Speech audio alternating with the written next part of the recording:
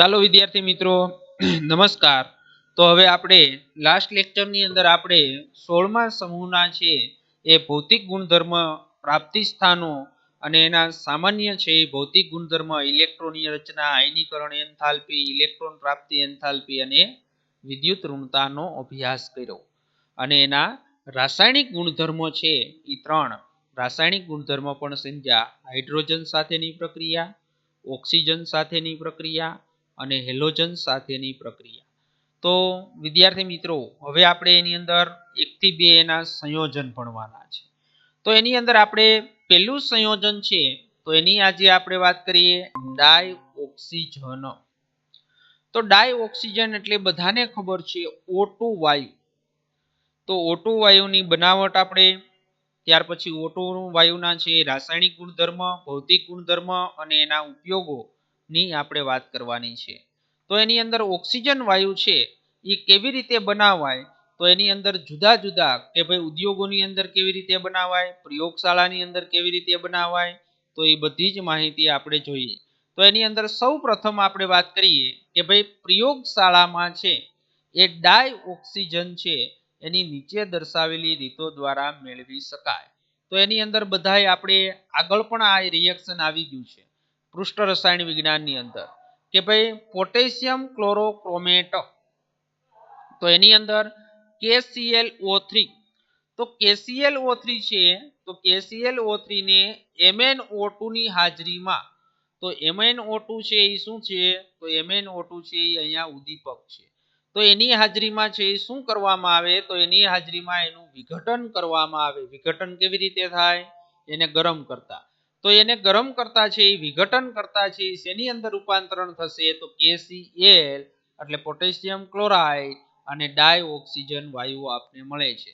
તો પ્રયોગશાળાની અંદર છે એ આ પદ્ધતિ દ્વારા છે એ આપણે શું કરી શકાય, તો આ પદ્ધતિ દ્વારા છે એ આપણે ઓક્સિજન વાયુ મેળવી શકાય। તો જો ઓક્સિજન યુક્ત ક્ષારો જેવા કે ક્લોરેટ, ક્લોરેટ એટલે પોટેશિયમ ક્લોરેટ KClO3, નાઇટ્રેટ અને પરમેંગેનેટ સંયોજનો છે એના વિઘટનથી કરવામાં આવે છે। એટલે KMnO4 નું તમે વિઘટન કરો તો પણ છે તમને શું મળશે, ડાયઓક્સિજન વાયુ મળશે। ઓકે, હાલો તો બીજી રીત છે વિદ્યુત રાસાયણિક શ્રેણીમાં। તો એ પણ આપણે બધાને ખબર છે, ઘણા આપણે એવા સંયોજનો ભણી ગયા જેનું વિદ્યુત રાસાયણિક છે એ રિડક્શન કરવામાં આવે તો પણ આપણે છે ઓક્સાઇડ સંયોજનો હોય તો એની અંદર પણ આપણે છે એ વિઘટન દ્વારા છે એ શું થાય છે, તો ઓક્સિજન વાયુ મળે છે। તો વિદ્યુત રાસાયણિક શ્રેણીમાં નીચેની ધાતુઓના જે ઓક્સાઇડ સંયોજનો તથા કેટલીક ધાતુઓના ઉચ્ચતર ઓક્સાઇડ સંયોજનોના ઉષ્મીય વિઘટનથી પણ આપને ઓક્સિજન મળે છે। તો એની અંદર આ પણ બધી પ્રક્રિયાઓ આપણે આગળના ચેપ્ટરોની અંદર ભણી ગયા છીએ। Ag2O એટલે સિલ્વર ઓક્સાઇડ, તો સિલ્વર ઓક્સાઇડનું વિઘટન કરવામાં આવે તો સિલ્વર અને શું મળશે, ઓક્સિજન। પણ એની અંદર આનું જે સિલ્વરનું વિઘટન કરવું હોય તો એમાં વિદ્યુત રાસાયણિક વિઘટન હોય અથવા ઉષ્મીય વિઘટન પણ હોય। એવી જ રીતે મર્ક્યુરી ઓક્સાઇડ છે એનું વિઘટન કરતા પણ ડાયઓક્સિજન મળે। એવી જ રીતે લેડ ઓક્સાઇડ છે Pb3O4 અને PbO2, તો એનું પણ ઓક્સાઇડ PbO અને PbO એટલે લેડ ઓક્સાઇડ અને પ્લસ શું મળે છે, ડાયઓક્સિજન વાયુ મળે છે। તો આ પણ છે એ વિદ્યુત રાસાયણિક વિઘટન અથવા તો ઉષ્મીય વિઘટન દ્વારા પણ તમે છે એ શું કરી શકો, તો તમે છે એ ઓક્સિજન મેળવી શકાય। અને ત્યાર પછી એવી જ રીતે 11મા ધોરણની અંદર આપણે એક રીત ભણી ગયા હાઇડ્રોજન પેરોક્સાઇડ। તો ત્રીજી રીત છે હાઇડ્રોજન પેરોક્સાઇડની સરળતાથી ઉદ્દીપકો જેવા કે સૂક્ષ્મ વિભાજિત ધાતુઓ અને મેંગેનીઝ ડાયોક્સાઇડ દ્વારા પણ પાણી અને ડાયઓક્સિજનમાં વિઘટન કરી શકાય। તો આપણે આ હાઇડ્રોજન પેરોક્સાઇડ છે 11મા ધોરણની અંદર આવતું કે ભાઈ H2O2 છે, તો H2O2 હાઇડ્રોજન પેરોક્સાઇડ છે તો એની શું કરે છે, તો ઉદ્દીપકોની હાજરીમાં તેનું વિઘટન થઈ અને પાણી અને શું આપે છે, ડાયઓક્સિજન આપે છે। તો વિદ્યાર્થી મિત્રો પ્રયોગશાળાની અંદર આ 3 રીત છે જે આપને શું કરે છે, તો ડાયઓક્સિજન વાયુ મેળવી શકાય। હવે બધાને ખબર છે કે ભાઈ મોટા પાયે તેને પાણી અથવા હવામાંથી બનાવી શકાય। શેમાંથી બનાવી શકાય, પાણી અને હવામાંથી। તો એની અંદર તમને બધાને ખબર છે કે પાણીના વિદ્યુત વિભાજનમાં, તો પાણીના વિદ્યુત વિભાજન તો બધાને ખબર હોવી જોઈએ કે ભાઈ H2O એટલે પાણી, આનું શું કરવું છે આપણે? વિદ્યુત વિભાજન કરવું છે. તો બધાને ખબર છે H+ હોય અને 2 ઓક્સિજન અને 1 ઓક્સિજન O2- હોય. હવે એની અંદર શું થશે? તો આ H+ છે, તો આ 2H+ લ્યો તો એ 2 ઇલેક્ટ્રોન સ્વીકારી અને કયો વાયુ બને? H2 ડાયહાઇડ્રોજન વાયુ. અને આ છે ઓક્સિજન પાસે અત્યારે શું છે? વધારાના 2 ઇલેક્ટ્રોન છે, એટલે 2 ઓક્સિજન પાસે વધારાના 4 ઇલેક્ટ્રોન છે, એટલે O2 વાયુ મળશે અને +4 ઇલેક્ટ્રોન શું કરશે? ગુમાવશે. હવે જુઓ તમે, આ મેં અહીં પ્રક્રિયા લખી છે, ટેક્સ્ટબુકમાં પ્રક્રિયા નથી આપી, કે આ પ્રક્રિયા મેં અહીંયા શું કા લખી છે કે તમને ખબર પડે એટલા માટે. તો એની અંદર MCQ એવી રીતે આ ત્રીજા ચેપ્ટરમાં આવશે અને અહીંયા પણ આવે છે કે ભાઈ તમને બધાને ખબર છે કે વિદ્યુત વિભાજન છે એ કરો તો એનોડ ઉપર કઈ પ્રક્રિયા થાય અને કેથોડ ઉપર કઈ પ્રક્રિયા થાય. મેં તમને ક્લાસમાં ઘણી વખત કીધું છે કે હંમેશા એનોડ ઉપર ઓક્સિડેશન થાય અને કેથોડ ઉપર છે એ રિડક્શન થાય. તો વળી પાછું આપણે એ પણ ખબર હોવી જોઈએ કે ભાઈ એનોડ ઉપર ઓક્સિડેશન થશે, તો એનોડ ઉપર ઓક્સિડેશન થશે એટલે એનો મીનિંગ શું છે કે ભાઈ ઇલેક્ટ્રોન છે એ ગુમાવે તો ઓક્સિડેશન, અને ઇલેક્ટ્રોન મેળવે તો શું થાય? રિડક્શન. તો આની અંદર તમને બધાને ખબર છે કે ઇલેક્ટ્રોન છે એ કોણ ગુમાવે છે? તો ઇલેક્ટ્રોન છે એ કોણ ગુમાવે છે? ઓક્સિજન ગુમાવે છે. તો જો એનોડ ઉપર કોણ મુક્ત થશે? ખાસ MCQ ની અંદર અહીં અંડરલાઈન કરી નાખજો. ત્રીજા ચેપ્ટરનો આ MCQ છે, ત્રીજા ચેપ્ટરનો, પણ મેં તમને અહીંયા અત્યારે સમજાવ્યો છે કે ભાઈ એનોડ ઉપર ઓક્સિજન વાયુ મુક્ત થશે અને કેથોડ ઉપર હાઇડ્રોજન. તો કેથોડ ઉપર કઈ પ્રક્રિયા થાય? તો કેથોડ ઉપર રિડક્શનની પ્રક્રિયા થાય. અને રિડક્શન એટલે શું છે કે જે છે એ ઇલેક્ટ્રોન સ્વીકારે, તો અહીંયા હાઇડ્રોજન છે એ શું કરે છે? ઇલેક્ટ્રોન સ્વીકારે છે. એટલે કેથોડ ઉપર હાઇડ્રોજન અને એનોડ ઉપર છે એ શું થશે? ઓક્સિજન છે એ ઓક્સિજન મુક્ત થાય છે. ઓકે, તો આ છે મોટા પાયે છે એ આપણે હવામાંથી અને પાણી છે, તો એ પાણી મનના છે એ વિદ્યુત વિભાજનથી છે એ આપણે શું કરી શકાય? મેળવી શકાય છે. હાલો, તો હવે આપણે એની અંદર પાણીમાંથી વિદ્યુત વિભાજન કરી અને આપણે છે એ ડાય ઓક્સિજન વાયુ મેળવ્યો. હવે એવી જ રીતે આપણે શેમાંથી? તો હવે આપણે હવામાંથી છે ઔદ્યોગિક રીતે, તો તમને બધાને ખબર છે કે ભાઈ ઔદ્યોગિક રીતે એટલે કે ભાઈ ઉદ્યોગોની અંદર છે એ ઓક્સિજન છે એ ઓક્સિજનનો જથ્થો વધારે જોઈએ. તો એના માટેની પદ્ધતિ આપણે એવી હોવી જોઈએ કે ઓક્સિજનનું પ્રમાણ વધારે મળવું જોઈએ અને સાથે સાથે ખર્ચ છે એ કેવો થવો જોઈએ? ઓછો. તો જો ઔદ્યોગિક રીતે તમારે ઓક્સિજનની બનાવટ બનાવવી હોય તો એની અંદર કેવી રીતે બનાવાય? તો એ પણ આપણે વાત કરી દઈએ. તો તમને કાલે પણ કીધું હતું કે ભાઈ ઓક્સિજન છે O2 હવાની અંદર છે એ કેટલા ટકા? તો 21% જેટલો છે એ ઓક્સિજન વાયુ રહેલો છે. તો એ ઓક્સિજન વાયુ જે રહેલો છે એને શું કરવામાં આવશે?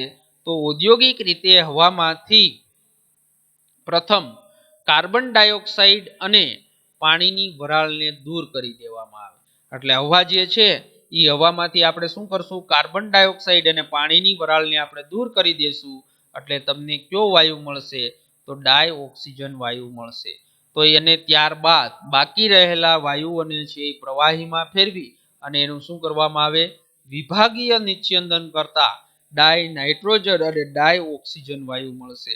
તો એની અંદર તમારી પાસે અત્યારે જો કાર્બન ડાયોક્સાઇડ અને બાકીના છે એ વાયુઓ તમે છે એ હવામાંથી દૂર કર્યા, એટલે તમને બધાને ખબર છે સૌથી વધારે પ્રમાણ કોનું? N2 અને O2. તો હવામાં મિશ્રણ છે એ કોનું છે? N2 અને O2. તો N2 અને O2 નું જે મિશ્રણ છે તો એની અંદર આપણે આનું શું કરવામાં આવશે? N2 અને O2 નું છે એ પ્રવાહીકરણ કરવામાં આવશે. શું કરવામાં આવશે?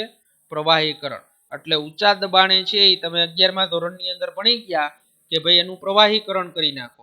પ્રવાહીકરણ કર્યા બાદ એનું નિસ્યંદન કરવામાં આવશે. ઓલું પેટ્રોલનું નિસ્યંદન કરતા ને આપણે, તો એનું નિસ્યંદન કરવામાં આવશે. તો નિસ્યંદન કરતા તમને ડાય નાઇટ્રોજન અને ડાય ઓક્સિજન વાયુ છે એ પ્રાપ્ત થશે. તો આ છે એ ઔદ્યોગિક ક્ષેત્રે છે. તો એ ઔદ્યોગિક ક્ષેત્રે કેવી રીતે ડાય ઓક્સિજનનું ઉત્પાદન કરવામાં આવે છે તેની આપણે વાત કરી.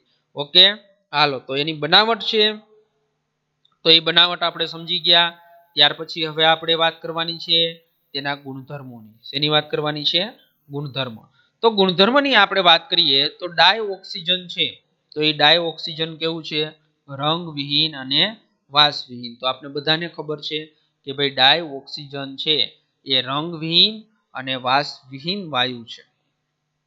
અને 293 કેલ્વિન એટલે કે આપણે કેટલું થશે? 25°C તાપમાને.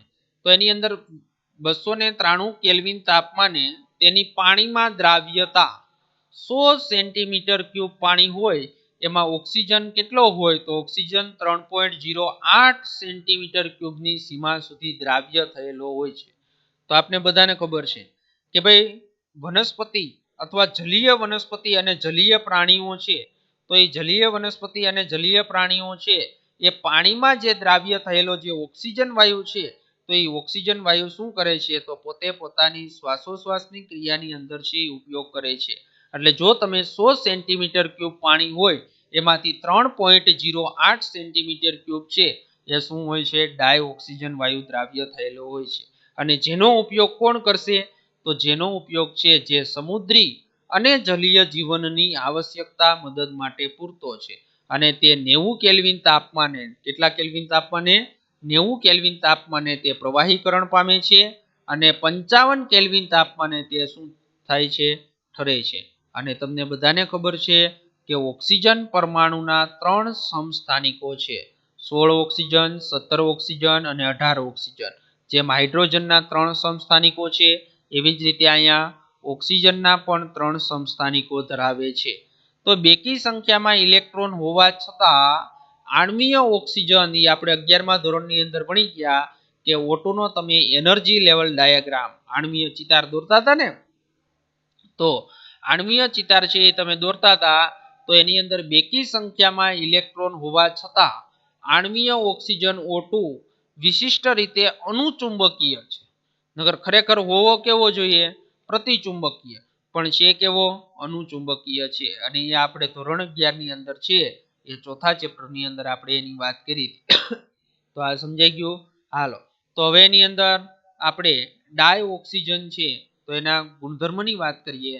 તો ડાય ઓક્સિજન કેટલીક ધાતુઓ, તો એ બધાને ખબર છે, Au એટલે ગોલ્ડ અને Pt એટલે પ્લેટિનિયમ અને કેટલાક નિષ્ક્રિય વાયુઓ સિવાયના લગભગ બધી જ ધાતુઓ અને અધાતુઓ સાથે પ્રક્રિયા કરી શકે છે. એટલે આપણા આવૃત કોષ્ટકની અંદર રહેલા જે તત્વો છે એની અંદર એક ઉમદા વાયુ તત્વ એટલે કે નિષ્ક્રિય વાયુ અને Au અને Pt એટલે Au એટલે ગોલ્ડ અને પ્લેટિનિયમ સિવાયના લગભગ બધી જ ધાતુઓ અને અધાતુઓ સાથે તે શું કરી શકે છે? પ્રક્રિયા કરી શકે છે. અને તેનો અન્ય તત્વો સાથે સંયોગ હંમેશા પ્રબળ કેવો હોય છે? ઉષ્માક્ષેપક હોય છે. અને જે પ્રક્રિયાને છે શું કરવા? ટકાવી રાખવા માટે મદદરૂપ થાય છે. અને જો કે એ પ્રક્રિયાને શરૂ થવા માટે કેટલીક શું જરૂર પડશે? કે કેટલીક પ્રક્રિયાને શરૂ થવા માટે કેટલીક બાહ્ય ગરમીની જરૂર બનશે. કારણ કે તમને બધાને ખબર છે કે એ પ્રક્રિયા કરવી હોય, કોઈ પણ આપણે ધારો કે હું તમને સમજાવું કે કેલ્શિયમ છે તો એ કેલ્શિયમ સાથે ઓક્સિજનની પ્રક્રિયા કરવી છે, O2 ની પ્રક્રિયા કરવી છે અને આપણે મળે છે કેલ્શિયમ ઓક્સાઇડ. તો આ પ્રક્રિયા કરવા માટે તમારે અહીંયા બહારથી શું આપવું જોશે? ઉર્જા આપવી જોશે. એમનું છે એ પ્રક્રિયા થશે નહીં. તો એનું કારણ શું છે? તો એ પણ કારણ આપને ખબર હોવી જોઈએ કે ભાઈ ઓક્સિજનનો બંધ તૂટી અને અહીંયા ઓક્સિજનને ઉમેરાવું છે. તો ઓક્સિજન વચ્ચે કેવો બંધ છે? તો ઓક્સિજન વચ્ચે ડબલ બંધ છે. તો ઓક્સિજન વચ્ચે ડબલ બંધ હોવાના કારણે શું થશે કે આ બંધને તોડવા માટે કેવી જરૂર પડશે? વધારે ઉર્જાની જરૂર પડશે. કેવી જરૂર પડે? વધારે. તો આની બંધ વિયોજન એન્થાલ્પીનું મૂલ્ય કેવું થશે? તો બંધ વિયોજન એન્થાલ્પીનું મૂલ્ય વધારે થશે. બંધ વિયોજન એન્થાલ્પીનું મૂલ્ય, તો બંધ વિયોજન એન્થાલ્પીનું મૂલ્ય કેવું થાય છે? તો બંધ વિયોજન એન્થાલ્પીનું મૂલ્ય વધારે થશે. તો એ વધારે થશે તો એને તોડવા માટે તમારે શું કરવું જોશે? તો બહારથી ઉર્જા આપવી જોશે. અને ઓક્સિજન ડબલ બંધ છે, તો એને તોડવા માટે આપણે 1 મોલ O2 ને તોડવા માટે 493.4 કિલોજૂલ પ્રતિ મોલ જેટલી શું કરવું જોશે? ઉર્જા આપવી જોશે. એટલે આ ઉર્જા ઊંચી હોવાના કારણે પ્રક્રિયા ચાલુ કરવા માટે તમારે બહારથી ઉર્જા આપવી જોશે. ઓકે, તો ઓક્સિજન દ્વિબંધની વિયોજન એન્થાલ્પીનું મૂલ્ય ઊંચું છે, એટલા માટે તમારે પ્રક્રિયાને શરૂ કરવા માટે કેટલીક બાહ્ય ગરમી અથવા તો ઉર્જા આપવી પડશે. ઓકે, હાલો, તો એની અંદર હવે આપણે જે વાત કરી કે ભાઈ ડાય ઓક્સિજન છે એ ધાતુઓ, અધાતુઓ અને અન્ય સંયોજન સાથેની કેટલીક નીચે પ્રક્રિયાઓ દર્શાવી છે.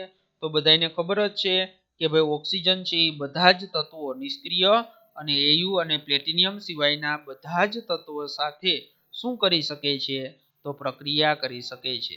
તો એની અંદર પહેલું તમને કેલ્શિયમની સમજાવી, તો કેલ્શિયમ ઓક્સાઇડ આપે છે. બીજું છે એલ્યુમિનિયમ, તો એલ્યુમિનિયમ સાથે ઓક્સિજનની પ્રક્રિયા થઈને એલ્યુમિનિયમ ઓક્સાઇડ Al2O3 આપે છે. ફોસ્ફરસ સાથે પ્રક્રિયા થઈ અને P4O10 આપે છે. કાર્બન સાથે O2 ની પ્રક્રિયા થઈ કાર્બન ડાયોક્સાઇડ આપે છે.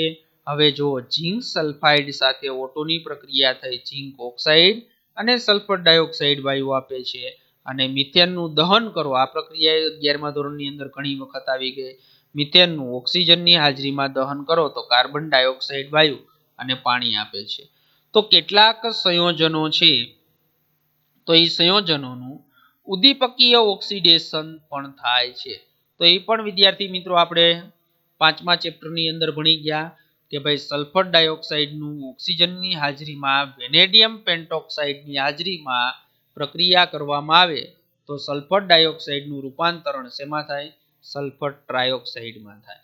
અને એવી જ રીતે હાઇડ્રોક્લોરિક એસિડ છે એની ઓક્સિજન સાથે CuCl2 ની હાજરીમાં પ્રક્રિયા કરવામાં આવે તો ક્લોરીન વાયુ અને પાણી આપને આપે છે. તો આ વિદ્યાર્થી મિત્રો ઓક્સિજન છે, તો એ ઓક્સિજનના શું હતા? તો ઓક્સિજનના રાસાયણિક ગુણધર્મ હતા. તો ઓક્સિજનની બનાવટ, ઓક્સિજનના ભૌતિક ગુણધર્મ અને ઓક્સિજનના રાસાયણિક ગુણધર્મ આપને આવડવા જોઈએ. હવે ત્યાર પછી આપણે એના ઉપયોગોની વાત કરીએ તો બધાને ખબર જ છે કે ભાઈ સામાન્ય રીતે ઓક્સિજનનો ઉપયોગ શ્વસન ક્રિયાની અંદર અને દહન પ્રક્રિયાની અંદર.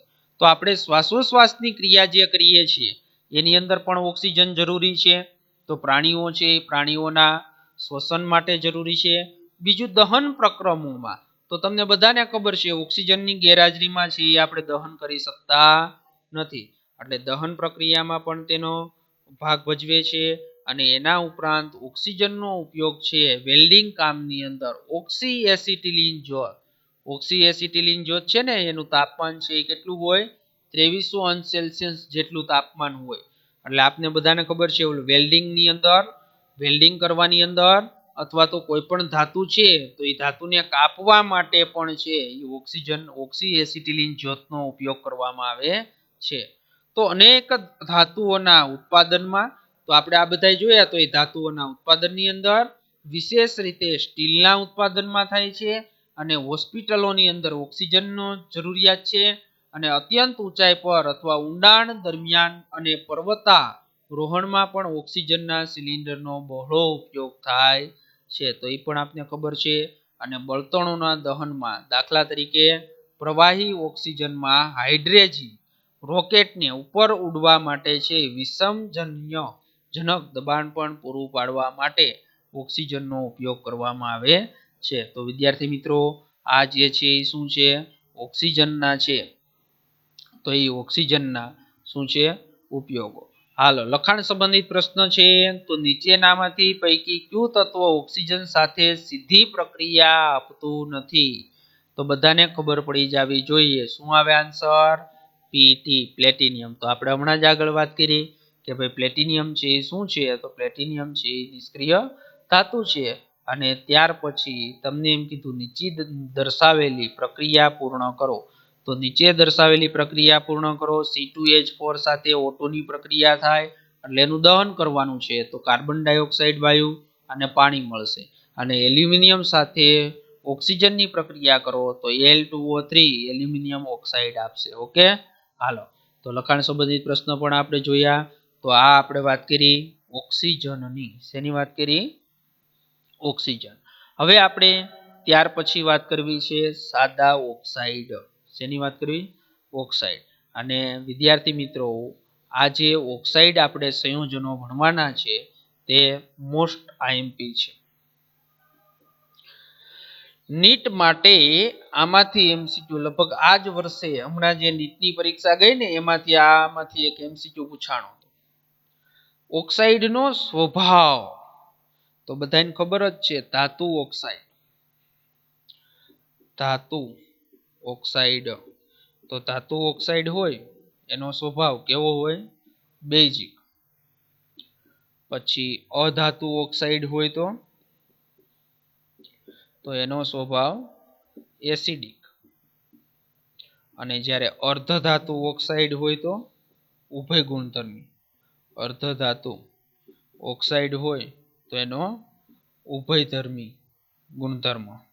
અને જ્યારે અમુક ઓક્સાઇડ છે તો એ અમુક ઓક્સાઇડ નો સ્વભાવ કેવો છે? તટસ્થ. કેવો છે? તટસ્થ. આ બધી જ વાત આપણે કરવાની છે. જો ધાતુ ઓક્સાઇડ હોય એનો સ્વભાવ બેઝિક હોય એટલે કોની સાથે પ્રક્રિયા કરી શકે? તો ધાતુ ઓક્સાઇડ છે એ એસિડ સાથે પ્રક્રિયા કરશે. અધાતુ ઓક્સાઇડ છે એ એસિડિક સ્વભાવ છે તો બેઝ સાથે પ્રક્રિયા કરે. અર્ધધાતુના જે ઓક્સાઇડ હોય ઉભયધર્મી ગુણધર્મ ધરાવતા હોય તો એનો મતલબ શું થાય? તો તે એસિડ અને બેઝ એમ બંને સાથે પ્રક્રિયા કરી શકે. અને જ્યારે અમુક ઓક્સાઇડ જે તટસ્થ હોય ઓક્સાઇડ તો એ તટસ્થ ઓક્સાઇડ છે એસિડ કે બેઝ કોઈ સાથે પ્રક્રિયા કરી શકતા નથી. અને બીજું કે ભાઈ ધાતુ ઓક્સાઇડ પ્લસ પાણી H2O લ્યો, સ્વભાવ બેઝ તો શું આપશે તમને? બેઝ. અને જ્યારે અધાતુ ઓક્સાઇડ પ્લસ પાણી તો શું આપશે તમને? એસિડ. તો આ પણ બધાને ખબર છે, 9મા 10મા ધોરણથી તમે ભણો છો. હાલો તો આટલું આની અંદર અભ્યાસ કરવાનું છે અને એના સાથે ઉદાહરણ પણની વાત કરવાની છે. તો ઓક્સિજનનું અન્ય તત્વ સાથેનું દ્વિઅંગી સંયોજન જે બનાવે તો તે સંયોજનને કયું સંયોજન કહેવાય? ઓક્સાઇડ સંયોજન કહેવાય. પછી ધાતુ હોય તોય ભલે, અધાતુ હોય તોય ભલે, તો જે સંયોજન છે તો એ સંયોજનને શું કહેવાય? તો તે સંયોજનને છે અધાતુ છે એ ધાતુ ઓક્સાઇડ કહેવાય. ધાતુ હોય તો એને શું કહેવાય? ધાતુ ઓક્સાઇડ. એટલે દ્વિઅંગી સંયોજન જે બનાવશે તો એ દ્વિઅંગી સંયોજન છે તો તે શું કરશે? આપને ઓક્સાઇડ સંયોજનો આપશે. તો અગાઉ જણાવ્યું છે તેમ ઓક્સિજન આવૃત કોષ્ટકના મોટા ભાગના તત્વો સાથે પ્રક્રિયા કરી અને ઓક્સાઇડ સંયોજનો બનાવે છે.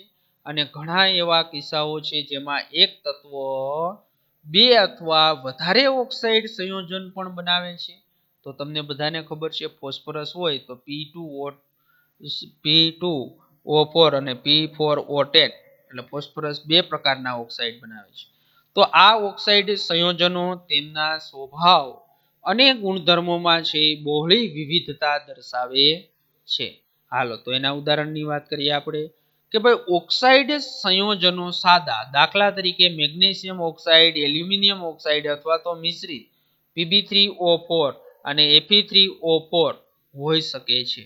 તો સાદા ઓક્સાઇડ સંયોજનો તેમના એસિડિક, બેઝિક અથવા ઉભયધર્મી લક્ષણના આધારે એનું શું કરી શકાય છે? વર્ગીકરણ છે એ વર્ગીકૃત કરી શકાય છે. અને જે ઓક્સાઇડ જોજો ખાસ, જે ઓક્સાઇડ પાણી સાથે સંયોજાય અને એસિડ બનાવે છે તો તેને શું કહેવાય? એસિડિક ઓક્સાઇડ કહેવાય છે. ખાસ એના ઉદાહરણ જો સલ્ફર ડાયોક્સાઇડ. સલ્ફર ડાયોક્સાઇડની પાણી સાથે પ્રક્રિયા કરો એટલે સલ્ફ્યુરસ એસિડ મળ્યું. શું મળ્યું અહીંયા? સલ્ફ્યુરસ એસિડ. H2SO3 ને કહેવાય સલ્ફ્યુરસ એસિડ. અને જ્યારે H2SO4 હોય તો એને સલ્ફ્યુરિક એસિડ કહેવાય. તો આ H2SO3 છે એને શું કહેવાય? સલ્ફ્યુરસ એસિડ. Cl2O7 CO2 N2O5 કહેવામાં આવે છે. તો આ ઉદાહરણ છે એ બધા ક્યાં છે? એસિડિક ઓક્સાઇડના ઉદાહરણ છે. તો ઉદાહરણ તરીકે એકની પ્રક્રિયા તમને આપી છે, SO2 પાણી સાથે સંયોજાઈને H2SO3 એસિડ બનાવે છે. ઓકે, બધાની સમજણ પડી ગઈ? તો જે ઓક્સાઇડ પાણી સાથે સંયોજાઈને એસિડ બનાવે છે, તો તે ઓક્સાઇડને કેવા ઓક્સાઇડ કહેવાય? તો તે ઓક્સાઇડને છે એ એસિડિક ઓક્સાઇડ કહેવાય છે. ઓકે, હાલો. તો એવી જ રીતે સામાન્ય નિયમ મુજબ માત્ર અધાતુ ઓક્સાઇડ સંયોજનો જ એસિડિક હોય છે, પરંતુ ઊંચી ઓક્સિડેશન અવસ્થામાં કેટલીક ધાતુઓના ઓક્સાઇડ સંયોજનો પણ શું હોય છે? એસિડિક લક્ષણ ધરાવે છે. પણ ધાતુના ઓક્સાઇડ અમુક હોય એ એસિડિક લક્ષણ ધરાવે છે, પણ એ ધાતુની ઓક્સિડેશન અવસ્થા કેવી હોવી જોઈએ? ઊંચી. જો એની અંદર એક ઉદાહરણ આપ્યું Mn2O7. તો Mn2O7 ની અંદર Mn ની ઓક્સિડેશન અવસ્થા +7 થશે. જ્યારે CrO3 તો ક્રોમિયમની ઓક્સિડેશન અવસ્થા છે એ +6 થશે અને વેનેડિયમની ઓક્સિડેશન અવસ્થા છે એ +5 થશે. રેડી? અને જે ઓક્સાઇડ સંયોજનો પાણી સાથે બેઝ બનાવે છે, તો તેઓ ઓક્સાઇડને કયા ઓક્સાઇડ કહેવાય? બેઝિક ઓક્સાઇડ તરીકે ઓળખાય છે. અને એમાંય સામાન્ય નિયમ પ્રમાણે શું હોય કે ભાઈ ધાતુ ઓક્સાઇડ હોય એ મોટા ભાગે છે એ બધા કેવા હોય? બેઝિક હોય. તો એના પણ ઉદાહરણ આપ્યા છે, N2O, calcium oxide, barium oxide. તો એની અંદર તમને ઉદાહરણ આપ્યું કે ભાઈ કેલ્શિયમ ઓક્સાઇડની પાણી સાથે પ્રક્રિયા કરો તો શું આપ્યું તમને? કેલ્શિયમ હાઇડ્રોક્સાઇડ આપ્યું. શું આપ્યું તમને? Calcium hydroxide. તો કેલ્શિયમ હાઇડ્રોક્સાઇડ છે તો એ બધાને ખબર છે બેઝ છે. તો કેલ્શિયમ ઓક્સાઇડને એટલે કે આ ઓક્સાઇડ છે એ ઓક્સાઇડનો સ્વભાવ કેવો થાય? તો એ ઓક્સાઇડનો સ્વભાવ છે એ બેઝિક સ્વભાવ થશે. કેવો સ્વભાવ થશે? બેઝિક. ઓકે, તો એવી જ રીતે બીજું એક ઉદાહરણ આપો. તમે આમ લખો Na2O, તો Na2O સાથે H2O ની પ્રક્રિયા કરો તો તમને શું આપશે? NaOH, સોડિયમ હાઇડ્રોક્સાઇડ આપશે. તો એની અંદર Na2 એટલે 2 હાઇડ્રોજન છે, હાઇડ્રોજન 2, હાઇડ્રોજન 2, ઓક્સિજન 2, રિએક્શન થઈ ગયું સંતુલિત. હાલો, તો આપણે એસિડિક ઓક્સાઇડ અને બેઝિક ઓક્સાઇડની વાત કરી. હવે ઉભયધર્મી અને તટસ્થ ઓક્સાઇડની પણ વાત કરી લઈએ. તો એની અંદર સામાન્ય રીતે હમણાં આપણે એમ કીધું કે સામાન્ય નિયમ પ્રમાણે ધાત્વિય ઓક્સાઇડ હોય તો ધાત્વિય ઓક્સાઇડના સંયોજનો છે તો એ સંયોજનો કેવા હોય? તો ધાત્વિય ઓક્સાઇડના સંયોજનો છે એ બેઝિક સંયોજનો હોય છે. ઓકે, હાલો. તો એની અંદર કેટલાક ધાત્વિય ઓક્સાઇડ સંયોજનો છે એ દ્વૈત વર્તુણક દર્શાવે છે. શું કરે છે? દ્વૈત વર્તુણક દર્શાવે છે. તેઓ એસિડિક અને બેઝિક એમ બંને ઓક્સાઇડ સંયોજનોની લાક્ષણિકતા દર્શાવે છે. ખાસ એક વસ્તુ યાદ રાખજો, કેટલાક ધાત્વિય ઓક્સાઇડ સંયોજનો દ્વૈત વર્તુણક ધરાવે છે અને આવા ઓક્સાઇડ સંયોજનોને ઉભયધર્મી ઓક્સાઇડ કહેવાય છે. તો ઉભયધર્મી ઓક્સાઇડ છે એની અંદર બે છે, Al2O3 અને ઝિંક ધાતુનો ઓક્સાઇડ હોય. તો એની અંદર તેઓ એસિડ અને બેઝ બંને સાથે શું કરી શકે? તો તે એસિડ અને બેઝ બંને સાથે છે એ પ્રક્રિયા કરી શકે છે. તો એની અંદર તમને એક ઉદાહરણ આપ્યું છે, Al2O3 છે તે ઉભયધર્મી ગુણધર્મ ધરાવે છે. કેવો ગુણધર્મ ધરાવે છે? ઉભયધર્મી ગુણધર્મો ધરાવે છે. તો ઉભયધર્મી ગુણધર્મ ધરાવે છે તો તમને ખબર પડી જાય કે ભાઈ ઉદાહરણ તરીકે Al2O3 છે એસિડ સંયોજનો અને બેઝ સંયોજનો બંને સાથે પ્રક્રિયા કરી શકે. તો જો હાઇડ્રોક્લોરિક એસિડ એટલે એસિડ અને સોડિયમ હાઇડ્રોક્સાઇડ એટલે બેઝ. તો Al2O3 સાથે હાઇડ્રોક્લોરિક એસિડ પાણીની પ્રક્રિયા કરવામાં આવે તો Al2H2O6 અને 6Cl- અને એવી જ રીતે Al2O3 સોડિયમ હાઇડ્રોક્સાઇડ સાથે પ્રક્રિયા કરવામાં આવે તો શું આપે છે? સંકીર્ણ સંયોજન આપે છે. અને ઈ સંકીર્ણ સંયોજનને આપણે શું કહેવાય? Sodium aluminate. તો આ વિદ્યાર્થી મિત્રો એલ્યુમિનિયમ ઓક્સાઇડ છે એ ઉભયધર્મી ગુણધર્મ ધરાવે છે. ઓકે, હાલો. હવે કયું બાકી રહ્યું? તટસ્થ. તો કેટલાક સંયોજનો ઓક્સાઇડ સંયોજનો જે એસિડિક હોતા નથી અને બેઝિક પણ હોતા નથી તેવા ઓક્સાઇડ સંયોજનોને કેવા કહેવાય? તટસ્થ ઓક્સાઇડ સંયોજનો તરીકે ઓળખવામાં આવે છે.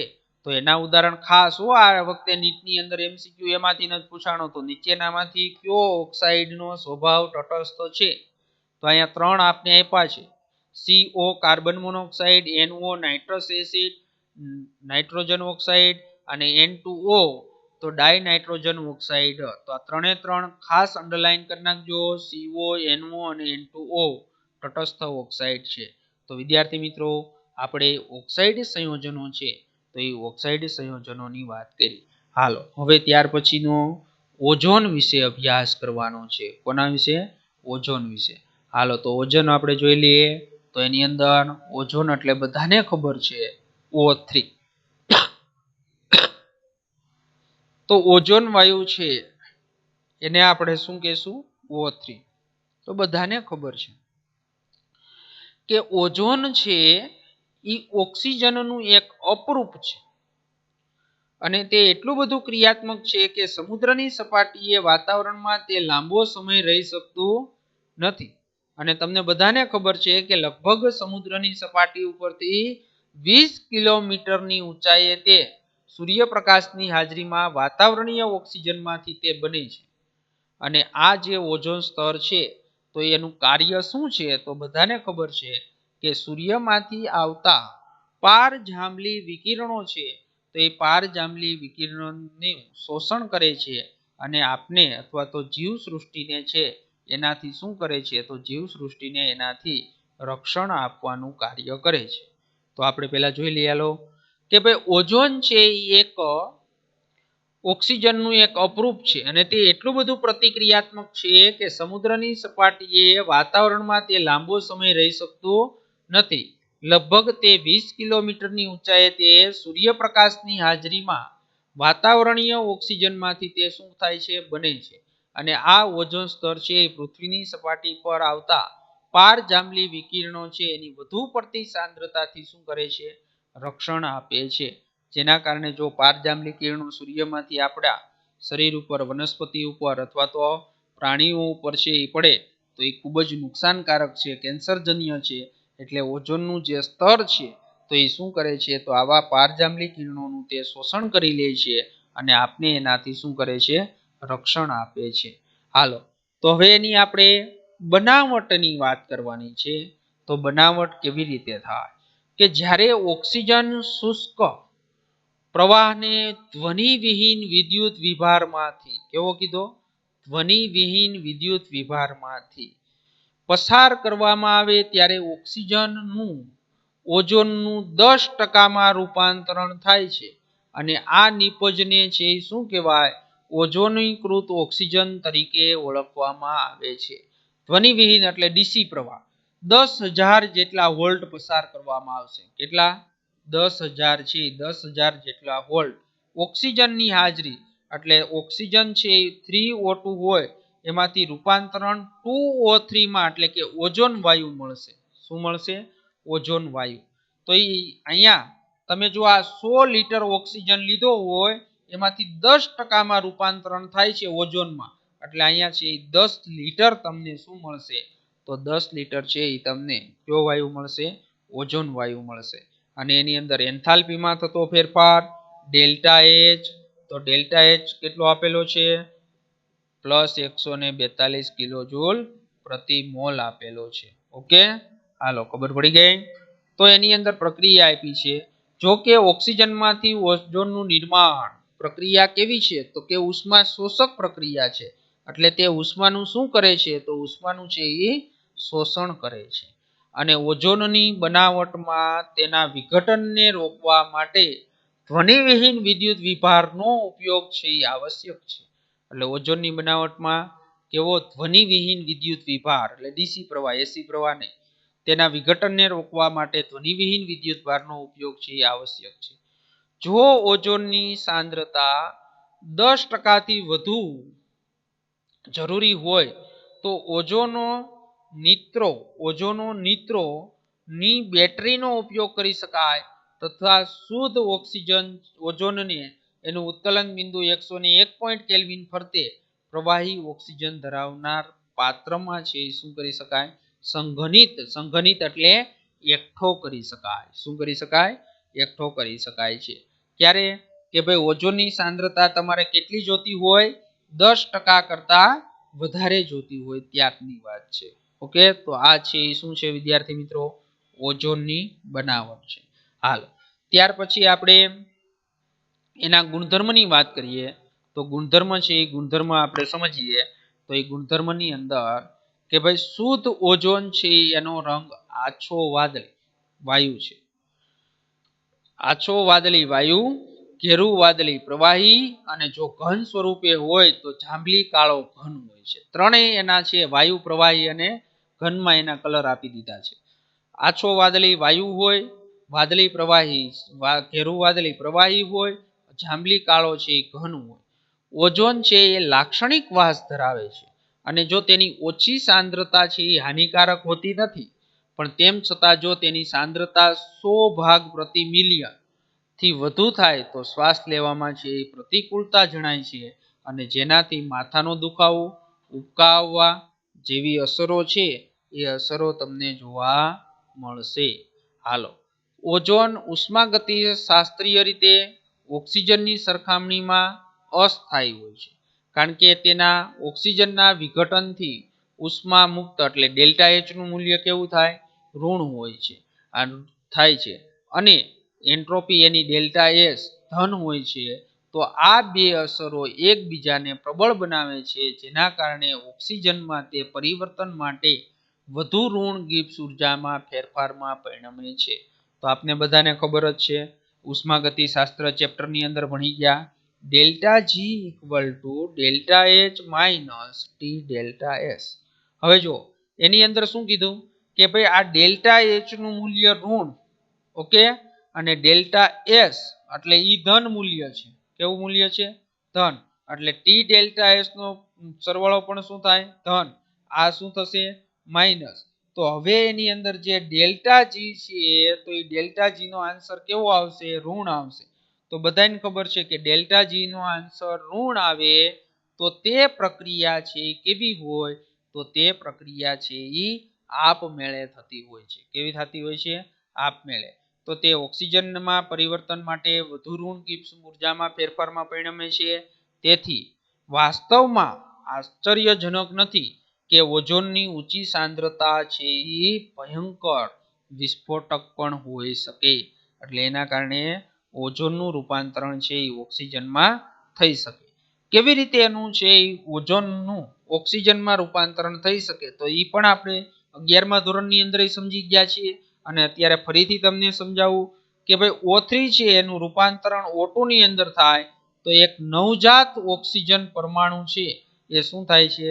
તો નવજાત ઓક્સિજન પરમાણુ મુક્ત થાય છે અને આ નવજાત ઓક્સિજન પરમાણુ એટલો બધો અસ્થાયી હોય તો તે શક્તિશાળી છે કોના તરીકે? ઓક્સિડેશન કરતા તરીકે વર્તે. કોના તરીકે વર્તે? ઓક્સિડેશન કરતા તરીકે વર્તે છે. હાલો, તો તે બહુ સરળતાથી નવજાત એટલે આ ઓક્સિજન પરમાણુ મુક્ત કરવાના કારણે શક્તિશાળી ઓક્સિડેશન કરતા તરીકે વર્તે છે અને ઉદાહરણ તરીકે તે લેડ સલ્ફાઇડનું લેડ સલ્ફેટમાં અને આયોડિનનું આયોડિનમાં ઓક્સિડેશન પણ કરી શકે છે. એટલે પ્રક્રિયા આપી છે કે ભાઈ PbS લેડ સલ્ફેટ એની સાથે જો O3 ની પ્રક્રિયા હોય તો આ નવજાત ઓક્સિજન પરમાણુ છે યાનું સલ્ફેટમાં રૂપાંતરણ કરી શકે એટલે શું બની જાય? PbSO4 અને પ્લસ આ જે આપણો ડાયોક્સિજન વાયુ મળે છે તો એ ડાયોક્સિજન રિએક્શન સંતુલિત કરી નાખવાનું. એવી જ રીતે આયોડિન આયન એટલે I- તેની પણ જો H2O ની હાજરીમાં O3 સાથે પ્રક્રિયા કરવામાં આવે તો પ્રક્રિયા કરતા છે એ શું મળશે? તો પ્રક્રિયા કરતા તમને 2OH- પ્લસ I2 એટલે આયોડિનમાં રૂપાંતરણ થયું અને પ્લસ છે ડાયોક્સિજન વાયુ મળે છે.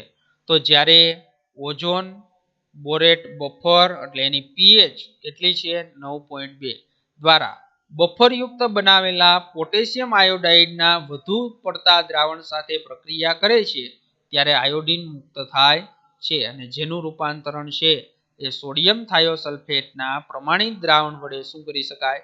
અનુમાપન કરી શકાય. તો આ પણ આપણે પ્રયોગ છે, પ્રયોગશાળાની અંદર આ પ્રયોગ આવશે અને આ O3 ના માપન માટેની છે કેવી પદ્ધતિ છે? જથ્થાત્મક પદ્ધતિ છે. તો એ પણ પ્રયોગ સોડિયમ થાયોસલ્ફેટનો છે એ આપણા સિલેબસની અંદર છે.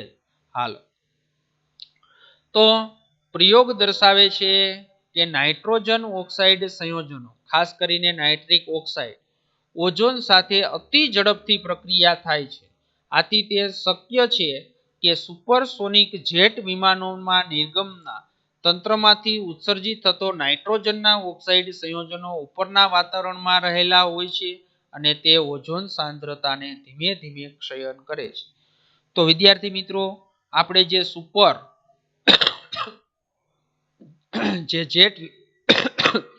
સુપરસોનિક જેટ વિમાન છે, તો એ જેટ વિમાનોની અંદર એમાંથી નીકળતો જે નાઇટ્રોજનનો ઓક્સાઇડ એટલે NO, તો NO છે એ ક્યાં હોય? ઉપરના ભાગમાં હોય, જ્યાં ઓઝોનનું સ્તર છે ત્યાં.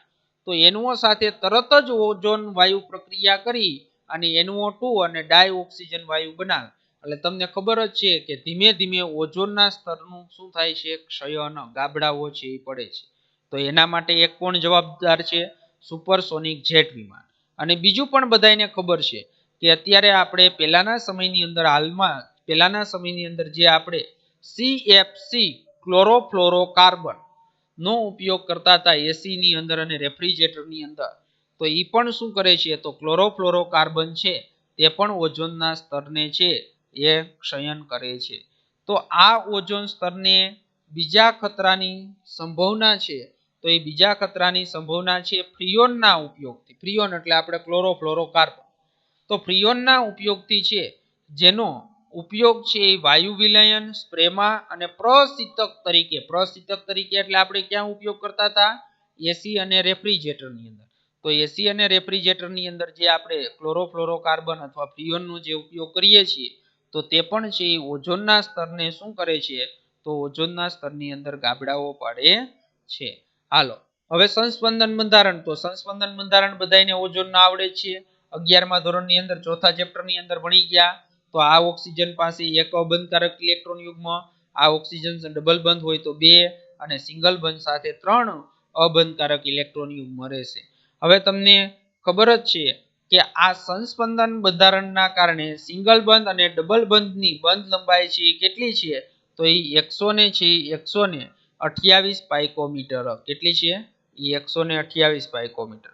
અને આ જે બંધ કોણ છે એ 117 અંશનો છે એ બંધ કોણ હોય છે. અને તે મુખ્ય બે આપને સંસ્પંદન બંધારણ છે આપને આપે છે. ઓકે, હાલો, તો ત્યાર પછી આપને શું આપ્યું છે?